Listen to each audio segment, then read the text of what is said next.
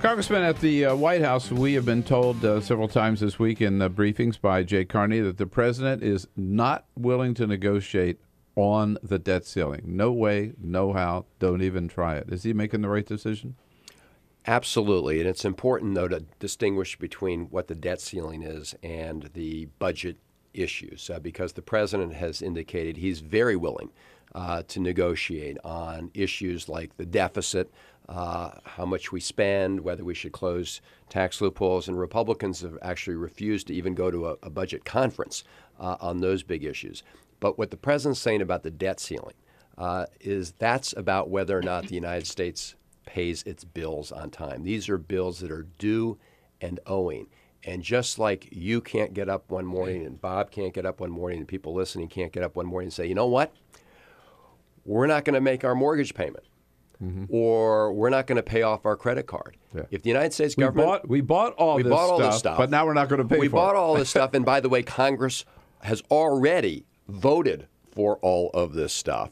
But despite that fact, the United States government isn't going to pay for it. Well, if the United States government does that, it sends a shockwave through the entire international economy. Our full faith and credit is jeopardized, and it would create huge economic problems. We saw the cost 2 years ago of just the threat of defaulting on our debt. Just the threat of it created uncertainty that led to job losses and economic slowdowns. So again, they're threatening this once again, and I'm very worried that just that threat will begin to have a negative impact on the economy.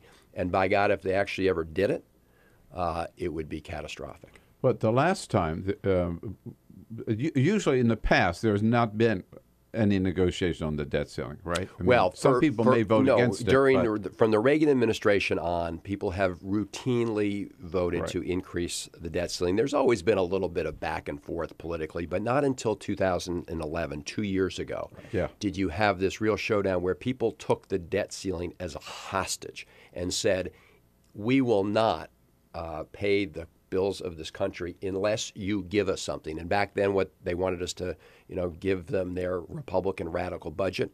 And the president did end up, negotiating on some certain things. And that is partly why we have the sequester. Yeah, because we got the super committee with the sequester hanging over that. Super committee didn't do its job. And so, boom. That's right. And so Republicans are trying to run that playbook again, this time with Obamacare. Defunding of Obamacare as their primary bargaining chip. So here's their argument.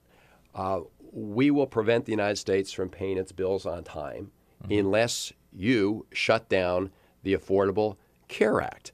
That is reckless. It's irresponsible. That kind of political blackmail has not been done in the past, and it would be an awful precedent. And so this is the area where the president is saying, he's not messing around with the full faith and credit of the United States. I mean, politically, Congressman, 2011 was very ugly. I think it was one of the ugliest times Washington's ever been. But the speaker, I think, had a pretty good video that he put up on his site where it says, the president is willing to negotiate with Syria, but not with Congress on the debt ceiling. And also, Speaker Boehner, he did this 2011. I imagine he's going to call for a clean debt ceiling vote. And just like in 2011, it would fail. So, I mean, for people who don't follow this every day, do you think it's going to look bad for those images of the president saying, I won't negotiate, because Republicans on other situations have looked bad by saying, we're not going to negotiate on X, Y, and Z, like the budget?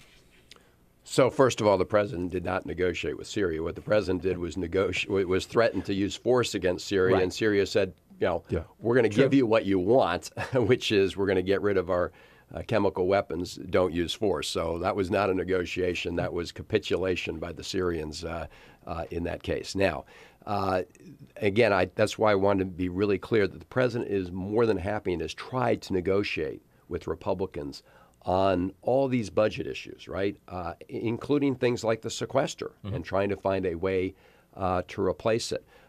Where he has said he will not negotiate is whether or not the United States pays its bills on time, because he looks back at 2011 and realizes the economic damage that was done to the country as a result of that showdown.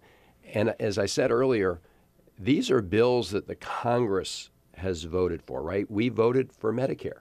We voted we have a Social Security system. We have troops in the field who need to be paid.